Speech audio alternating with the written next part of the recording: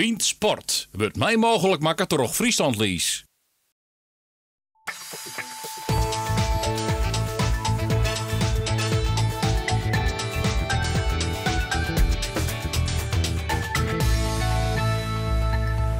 Is Sportclub Heerenveen uit het sportieve en uit het bestuurlijke dal klommen?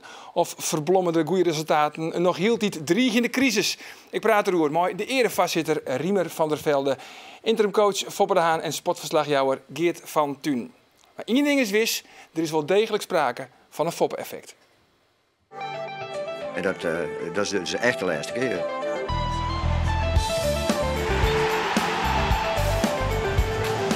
Foppe vindt het hartstikke prima. Ja, nou ja, ik zie iets van dit maak ik nou nog een keer mee.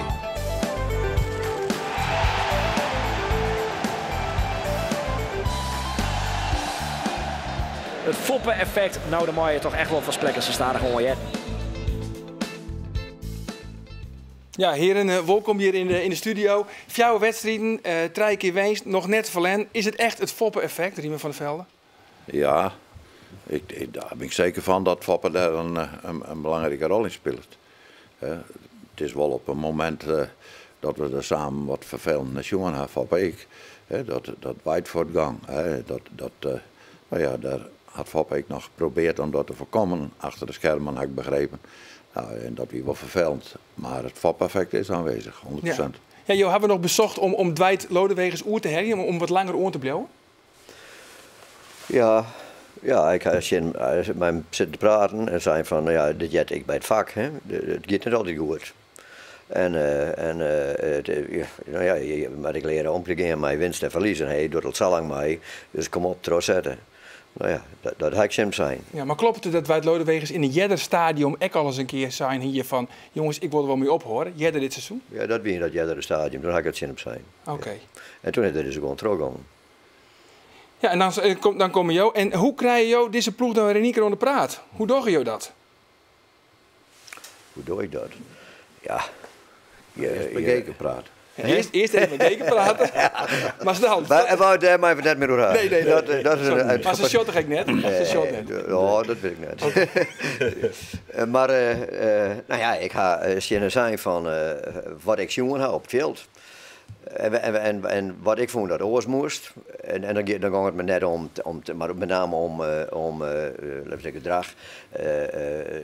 Als ik dan zeg, dan dacht ik van, nou ja, iedereen doet wel zijn best, zijn uiterste best. Maar we doen het al hier op zich, iedereen voor zich, zeg maar zeggen.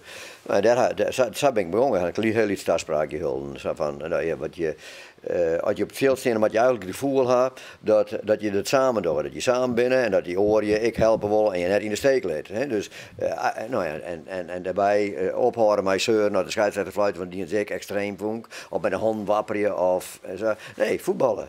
Ja. Dus volle meer tanken in de vooruit dan in de achteruit. Nou ja, dus dat weer het verhaal. Wat iets uitgebreider. Nou ja, en dat iedereen een taak of een functie had. Hè. Dus je bent middenvelder, dan mag je als middenvelder gedragen. Je bent spits, dan mag je spits wezen. Je bent verdediger, dan mag je verdediger wezen. En daar mag je aan werken om dat beter te maken. En net oerlijk maar wat rennen. Nee, gewoon dat waan wat oud is en weet je maar zo eenvoudig zijn, weet je veranderen aan binnen. Maar wat mij nou opvoelt echt, dat we gewoon rigoureus aan de slag. Ik bedoel, Tern, wie toch eigenlijk een zekerheidje onder aan de linkerkant. De eerste keer die er mee. De eerste keer die er nog mee, maar daarna naar Helmond Sport, of tijdens Helmond Sport, ik op de bank. Sint-Juste naar het middenveld. Otikba, eigenlijk kwam net meer in de plan voor Van Dwight Lodewegens. Nee. Joost zag het wel echt in hem zitten. Ja, maar dat is zoals. Ik bedoel, iedereen shot naar meesken. En iedereen shot mij zien eigen naar die meesken. En ik ga klaarblijkelijk horen eigen. He, dus ik show op een andere manier. Ja. Is het net zo, Foppe, dat als er op zo'n moment instapt, dat is wel wat verhoor in mast om wat los te krijgen? Dat weet ik net. Nee, maar dat weet toch die insteek net. Nee. He, Ik vond dat een paar dingen misten. Strijd op het middenveld. Ze misten de roon, zeg maar zeggen. Toen dacht ik van ja, ik denk dat Jerry dat ik ken. Jerry die het vroeger, en ik mij aan je werken, die Jerry dat ik wel eens. En ik vond dat het prima koer. En Torsby is, om die bij de kop te pakken, die is nooit echt herkend. Wat kent Torsby nou wel goed en wat kent er net goed. En één ding had een onvoorstelbare drive. Nou, en misschien ben je wel meer ouder rennen dan, maar dat hier week nodig, we hebben energie nodig. En die twee jongens brachten energie. Nou, en toen hier ik eerst Tern er nabij. Maar ik heb een idee hoe voetballen, dat je net een postbode op het veld bent, maar dat de bal rennen moet. Nou, en Tern had een neiging, had een bal pakt, hij werkt heel goed en hij pakt er een bal uit en waardoor hij begint erin. En dus komt er weer in duel en ik vind dat ze, dat had ik hem verteld. Ik heb verteld dat er meer achter de bal spelen moest, dus ik heb hem net dadelijk aan de kant gezet. Ik heb wel mijn moelijn. Ja. En toen ik hem aan de kant, had ik hem uitlijnen waarom. Ik zei, we maken een plan, Simon. En als dat plan, komt straks op een of andere manier toch weer waarom. Want ik kan goed genoeg voetballen. Nou ja, maar toen kwam die Kavlan en die ging gewoon fantastisch voetballen. Nou ja, dus het paste. Het paste in één keer. En dan rent het ek. En maar wat ik me nou afvreeg, en dat wist Geert van, ja, Foppe door dat ontemare kriest, of ontekriest. Ja, en dan? Nee, maar dat doet hij net, denk ik. Ik denk dat hij het gewoon langer doet. Nou, dat is onbestemd. Nee, nou, dat is niet te speculeren. Maar waarom zoest het net langer dan, Foppe? Nou ja, omdat het een hoop energie kost. Dus dat is één. En ik ben hartstikke fit, dat is wel heel mooi, maar het had zijn beperkingen, ik vind. En het had ik te maken met mijn ooromstandigheden, wat mijn familie vindt en dat soort dingen. Dus ik ga no zijn, dat ik van een beetje thuis ik naar uitlijn van oké, ik show ernaar. Tot aan de crisis of al eerder, of ik het nog mooi vind, of ik het, want dat begint er al mee. Ik moet het mooi vinden. En als ik het mooi vind, oké. En dan, wat doet de club? Had de club een oren, prima, ging ik aan de kant. Had ze net een oren en ik vind het mooi. En thuis zitten van, daar ben ik van, dat vind ik wel leuk. Okay. Nou, dan is er een kans dat ik terug in. Als het oors is, dan doe ik het absoluut net. Nee. Maar stel je nog voor, dat had je nou, want je praat er direct over op een club, denk ik, wat is nou de beste oplossing? Welke kant moeten we op? Dus had het nou bij een team klompen. Ja. Nou die een assistent. Ja. Als nou de zaak eens omdraait, dan wordt team de hoofdtrainer. Ja. En dan wist, nou even zeggen, de coach, de begeleider, de superassistent, hoe mag ik het zeggen? Ja, is dat niet het idee? Nog net verleiden tot... Maar dat ook niet vragen hoor. Dat vind ik ben wel benieuwd naar je. Het team is wel prima, maar denk ik dat team dat zelf helemaal net wil. Want het team vindt dat er daar nog net aan thuis, denk ik. Echt net onder die vleugels? Als dan net maar klammen, maar daar hebben we ik helemaal net doorheen. Daar hebben we het echt helemaal net doorheen. Dus we doen het maar zodat ik nou correct zijn. We wachten even nou. Dat vind ik een verstandige beslissing. Ja? Ja, natuurlijk. Wat ben je met weer in? Dat ben ik zo. Je wel Foppe, ik zou focussen op een uitspraak. Nou ja, Foppe had heel duidelijk aan dat de familie thuis, alles erop en eraan. Maar toch, met Timo Klompen, het is de goedkope oplossing. Timo Klompen weet alles van de club. Je weet waar Timo Klompen is. Ja, maar wij zijn Heerenveen Watchers en bij mij af en toe eens een keer hier en daar wat zeggen, meer net. De technisch directeur die is op vakantie. Nou, en dan denk ik, jou die de ruimte om straks eens een keer met Foppe te praten. En breng Foppe. Naar Heracles. Breng Foppe nog niet in verlegenheid door hem iedere keer te vergen op een uitspraak. Foppe is er leuk mee bezig, laat hem. Oké. Jongens, een naam die ik niet kijk wel voel, dat is de naam van Marten de Roon. Dat wil ik wel zijn, dat is echt een jongen met het mes tussen de tasken. Die missen we misschien wel op het middenveld. Heeg in de hiërarchie, onvierde vorig seizoen. Hij is nu bij Atalanta Bergamo. We zochten hem op in Italië. Ik heb even een shit.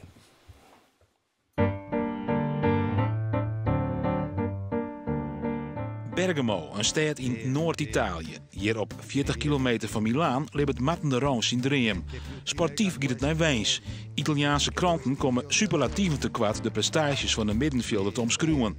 Almeno continuo rispetto alle ultime uscite, maar efficace. Ik durf niet te zeggen wat het helemaal betekent, maar iets van efficiënt, maar... Ook privé gaat het de oudspeler van Heerenveen voor de wien. De Roon is correct heidwurden van een dochter, Evie. Ja, nou, deze week was wel echt heel gek. En ik kreeg mijn dochter en ik speelde in het mooiste stadion van Italië. En tegen de grootste club waar ik ooit tegen gespeeld heb, tegen Juventus. Dat was geweldig. En dan Lazio Roma, ook geen klein clubje in Europa, denk ik. Die win je dan op een geweldige manier thuis. Dus ja, precies wat je zegt. Je leeft inderdaad wel een beetje een droom. En misschien word ik dadelijk wel opeens wakker geschud. Maar op deze moment blijf ik lekker even op die roze wolk, zeg maar. Marten de Roon voetbalt 3 seizoenen bij SC Heerenveen.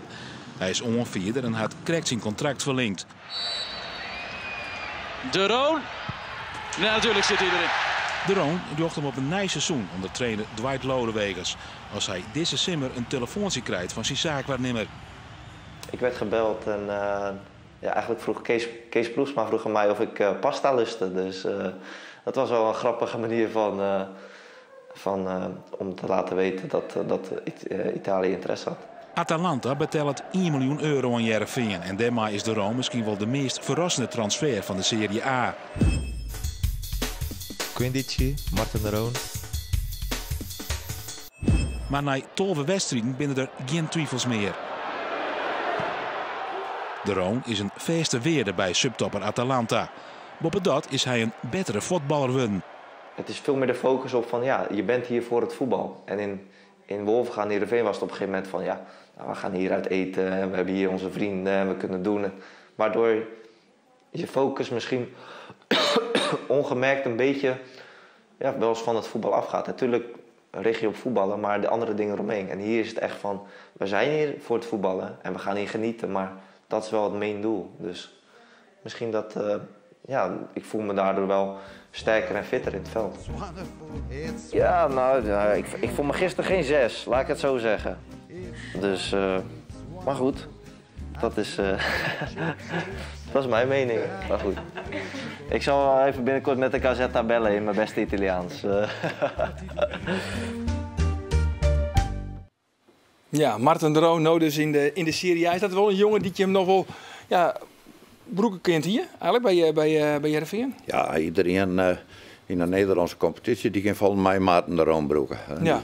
Die levert zoveel arbeid. Het is een echte prof. Een fantastische kerel. Hij was zelfs net als mij toch de Volkskrant, zo'n Willem Vissers al in verbond bracht met Oranje. Ja. Nou ja. Dan gaat het wel heel hard. Ja. Dan gaat het wel heel hard, toch? Zeer snel. Ja. Riemer, in 2006 ben je opgestapt als voorzitter van Sportclub Heerenveen. Dat is haast 10 jaar geleden.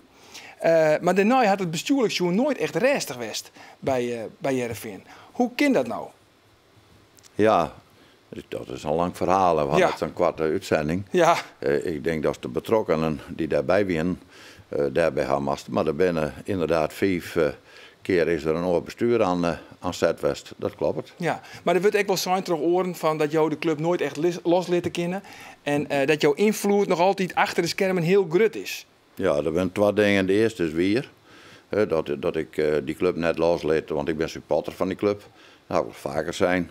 Ik had wel eens het idee dat sommigen haast boven dat ik daar net mee kom. Maar dat wil ik graag de Wanbloeien, dat vind ik bijzonder. Ik vind een hele mooie club, vind ik altijd gezellig om daar te komen. Nou, en daarnaast is mijn betrokkenheid. Die is in de beginjaren, had Fop en ik nog een keer 2 jaar hebben commissaris geweest. Nou, dat vonden we zelf net onze taak. Fop is toen naar Zuid-Afrika gegaan en ik ben er letterlijk mee stoppen. Nou, en na je tijd hebben we alleen nog zijn om wat weer willen, kunnen we vragen. En we willen graag één ding, wil ik wel graag doen. Ik zou Fop graag iets bij trainen, want wat vindt hij leuk? Wil ik graag iets bij scouten doen. Dus als je me nodig gaat bij scouten, dan kan je meer op, dan kan je meer ergens in sturen, vind ik al heel leuk. En of ik mij praat, mij vind ik fantastisch. Ja, maar dat snap ik al, en dat je een goede scout bent, dat snap ik ook. Maar... Nee, maar je hebt net om of ik een goede scout ben, dat ik dat mooi vind. Ja. En die betrokkenheid, wil ik even onderstrepen, die vind ik fantastisch en daar ben ik bij betrokken. Ja, maar nou zijn ze orenmeester dat jou achter de scherm onder lijntjes Ja, maar dan mag je me even een orenmeester nemen, want dat is ik elke keer niet iedereen, er wordt ze vaker op, en wij meesten die erop, en Riemer die regelt achter de schermen, alles. Dat zou dus betekenen dat al die mensen die er zitten, dat de flapdrollen binnen. Want er wordt dan letters zijn, wie dan ook, de kist al je die er zitten, dat bent toch al je weer wat mannetjes. En dat die dus nu met terugwerkende kracht beweren, of anderen die hem nooit met namen nemen, als die dan beweren dat ik het daar regel, dan kan ik 1 keer helder zeggen, dat is klinkklare onzin. Slaat nergens op. Het slaat nergens op. Nee, tuurlijk. Het Riemer toestel voetgeest, dat is de adviseur wordt van de club. Ja, ik ben... En dat is toch gevraagd en ongevraagd advies aan koers. Wie het net zei, Stijn het ooit Nee, er is een A4'tje samengesteld door Riemer Kuiper. Wat zij graag mee wonen. Nou, en dat bleek na een jaar hier dat geen enkele zin hier. Want? Nou, wat daar op het papier stond, dat kwam mij net na.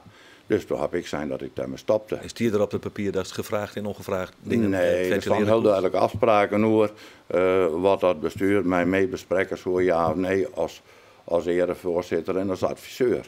Dat hadden ze mij dus vregen. Ja. Nou, dat bleek dat ik na een jaar dat je zin hier. En daar ben we mee stoppen.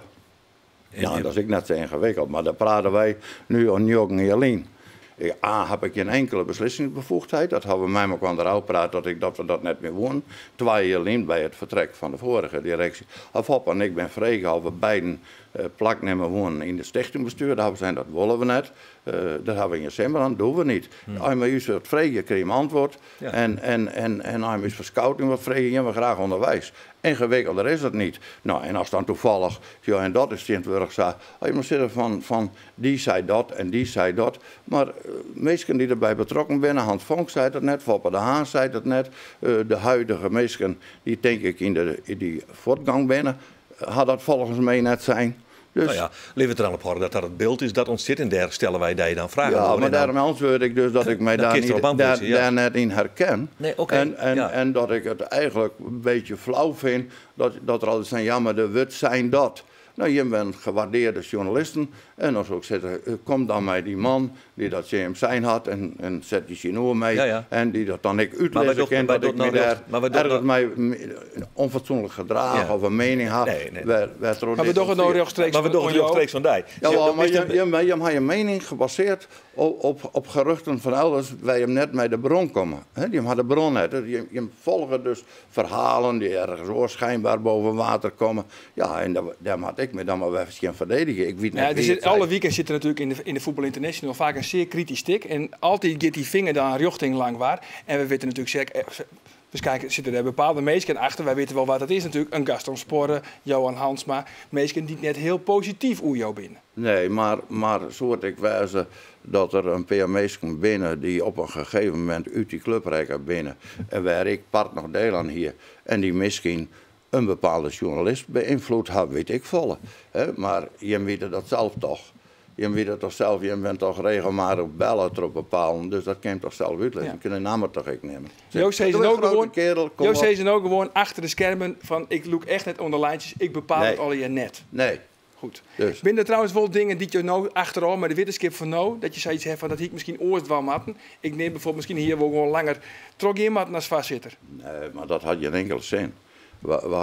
Foppe die stopt in 2004, misschien heeft Foppe ik wel langer terug in. Maar ja, maar die is nou weer haartrainer. Ja, maar het kan verkeren in de voetballerij. Ik stop in 2006, wat maak ik daarmee? Die beslissing had ik toen nam en later ben er over de meesten kwam. Ik had een heleboel plezier, heb ik dan toch, ondanks al die geruchten die er binnen, bij Heerenveen hele leuke dingen die. En ik moet zeggen dat ik dat nog doe. Ja. Want we zijn met de scouting bezig en of we nou een gesprek hebben met Foppe de Haan en met Bert Vijver en met Peter Maas en met Hans Vonk. Nou, dat is een feest op zich. Ja, want je hebt weer in je, een groeibriljant. Dat doet dat dingen in die club. En zo dat beeld ontsteken. En als je dat best natuurlijk wel jarenlang het boegbeeld wist van de club. Nee, maar dan ben je mijn vrienden van Omroep Friesland. En dan vertel je hem aan de natie. En je let er net altijd boven dat volk heen of het misschien wel zo is. En dan mag je eens een keer zitten. En dan mag je hem Foppe de Haan een keer uitnodigen. En die wil best wel vertellen hoe hij denkt dat ik erin sta. Ja, we lezen het nou gewoon op. Foppe zit je hoe. Wat vind je jou? Ja, nou ja, ik vind dat... Ik vind dat toevallig ga ik van een interview gehad bij Voetbal International. En daar ik onder andere hoe dit. Maar ik vind dat Riemer had een enorme kennis van wat er in de voetballerij speelt, wat de historie is, en ik vind dat Riemer ook een heel goed beeld had van waar het heen gaat. Dus je zou nog gek wezen als je dat net broeken. Dus ik vind dat als er een oren naar je bestuurder komt, dan zou ik zeggen van, die nou 1 keer in de week met die man, of 4 keer in de 14 dagen met die man aan tafel zitten en filosoferen met die man, hoe wij gaan we heen over, hoe die stond het vroeger, wat kan ik daarvan leren, op een goede manier. En dan zei het. Hè, maar dat is volgens mij nooit echt gebeurd. En dan ontstaan al die dingen die nou ontstaan. Nou, en de laatste periode, toen hebben wij ons met z'n tweeën bemoeid met het gedocht, zeg maar zeggen. En dan hebben we echt proberen om ze bij elkaar te houden. Ja, maar Jim zegt dat wel zitten, hè? Het bestuursmodel wat met de one-tier-board en het stichtingsbestuur daarboven. Nee, daar gaat het niet om. Het gaat altijd om meesken.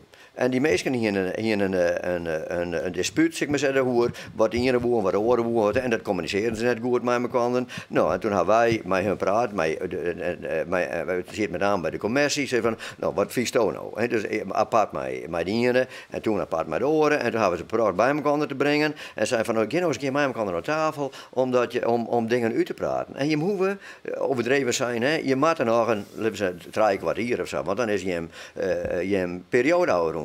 Nou, en dan wordt er evalueerd en dan zeggen we van oké, en dan wel droog of net droog of wat dan ook, de wijn net, maar dat zit je met elkaar. En dan los je dat op een hele fatsoenlijke manier op zonder gedoog. Nou, dat hebben wij een beroep op gedaan. Nou, en dat hebben we met Anne Hettinga bepraat en we hadden dat die daar een rol in spelen, koe of woe. Nou, dat is op een hele goede manier gang, vond ik. En Anne Hettinga, die bel ik regelmatig met Riemer van, om hem te discussiëren hoe dingen. Nou, en ik vind dat is normaal. Ja. He, maar het is makkelijk, want er komt, dat is bij mij minder, maar ik kom elke dag op het stadion. Als er iemand elke dag op het stadion komt, dan gaat er ergens zitten en dan ben er al wat mensen die zeggen, oh, dat is iemand ik weer. En wat doen we er nou weer? Zo, wist wel? Ja, dat ligt op KGB-achtige dingen. Je moet er gewoon hier niet staan en zeggen van dat is een man die had een hele hoop betekenen en die had verstand van zaken. Hoe kan er dus helpen? Ja. Dat moet een heel hoor insteek wezen. Nee, maar dat keert ik wel gauw over eens weer. Alleen werd wij naar zochten en rechtstreeks naar Riemer. Zei van, waar komt dan dat beeld toch was? Ja, als je ergens binnenkomt, Riemer, dan wist het zelf. Ik neem even niet praten. Als je ergens binnenkomt, dan wist zelf ik wel. Dan komt er echt wat binnen en dan komt er een man binnen met een ongelooflijk verstand van zaken. Geen enkele discussie over allerhande zaken, historie, de hele, noem het maar op. Maar de ventileert dat ook, zeg ik maar zeggen. Want dat wist al. Ja, dat hindert niks dat ik geen disqualificatie. Ik begreep in. Ik wil maar zeggen. Wat ventileren? Nee, daar heeft een mening ergens over. Ja, en die ventileert. Maar binnen de club heb ik nog nooit een onfatsoenlijke mening. Ik zeg dat het onfatsoenlijk is. Ik zeg dat je een mening hast. Ja, en dat je net een persoon bent om dat dan maar vadi te houden. Het is die club, de beste supporter van die club. Eerst dat ik dat overal samen loslet in de club, maar dat is compleet kwats wat zegt. Ik doe niet anders dan serieuze dingen met mensen in de club. Ik ga nog nooit de behoefte hebben om iemand op een verkeerd spoor te zetten. Nee, dat is ook net wat ik zei. Dat is ook net wat ik zei. Nee, maar Jim kent de club. En Jim weet donders goed waar een aantal van die geruchten van wij komen. Die weet Jim. Die kennen hem. Dus je hem zo eigenlijk diezelfde hier del zetten, maar en vrij warm door hem van die dingen ten negatieve van de club. En ook ten negatieve van mij. En als even, dus stel krijg die vraag aan Fab over die one-tierboard. Nou, dat had onze vriend helaas vorige week overleden, Lense Koopmans, betocht. En ik ben met Lense eens, toen ze dat betocht had. Als je een goede mensen had, is de ondernemingsvorm net belangrijk. Maar dat de mensen kwam er niet goed verstenen. Ja.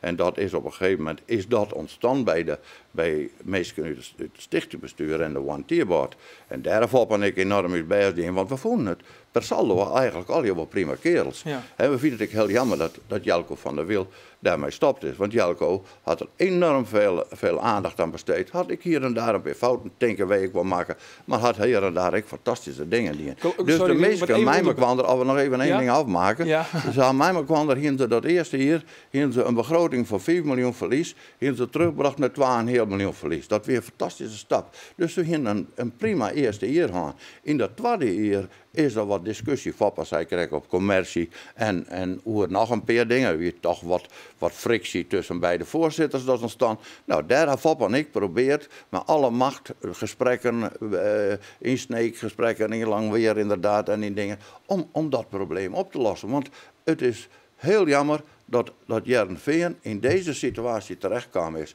Want hoe we er net jongen voordat we weten, had het toch weer op financieel vlak negatieve effecten.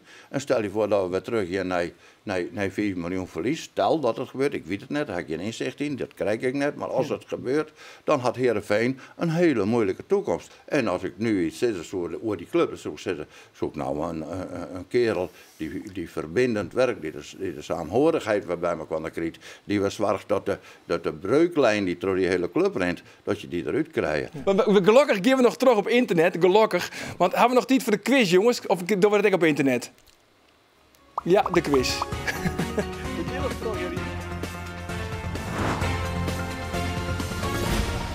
Weer een nieuwe vraag in Henk en Henk Sportquiz en die gaat deze week oer Foppe de Haan. Want Foppe spelen in het jaar 2000 in de Champions League. Heerenveen was het laatste in de pool, maar toch was er 1 keer woen. Van waar? Is het A. Olympiakos? Is het B. Valencia? Of is het C. Olympique Lyon? Mail je antwoord van waantje naar bient@omroepfriesland.nl en win deze supersonische, ultramoderne Heerenveen-klok. Ja, en de winnaar van Vlienenweek is H. Minima uit Dokkum. En hij of zij krijgt het shirt van het team van Klavis opstuurd. Gelukkig gaan we nog even terug op internet, jongens. Want we hebben nog lang net uitpraat. Ons Safi Wol Beansport op televisie. Maar zoals alle weekend dus langer terug op internet. Zorg ervoor op omroepfriesland.nl/beant. Waar weet onthaast. En ons alvast een goed weekend. Dag.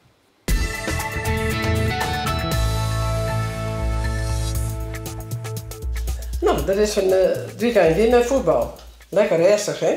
Wat zei je ervan? Nou, ik ben net maar niet eens. Hoe is dat? Ik ga jou een voetbalwedstrijd. Ben te daar, dan kan je oorlog wegvallen. Dus dan is het, vind ik wel mooi. Als er een voetbalwedstrijd is. Dan hebben we een paar uur een mooie aanleiding. Wat denk je ervan, Joke? Nou, ik net. Dan ben ik net bij eens. Ja. Beant Sport, waar het mij mogelijk maakt toch Friesland lies.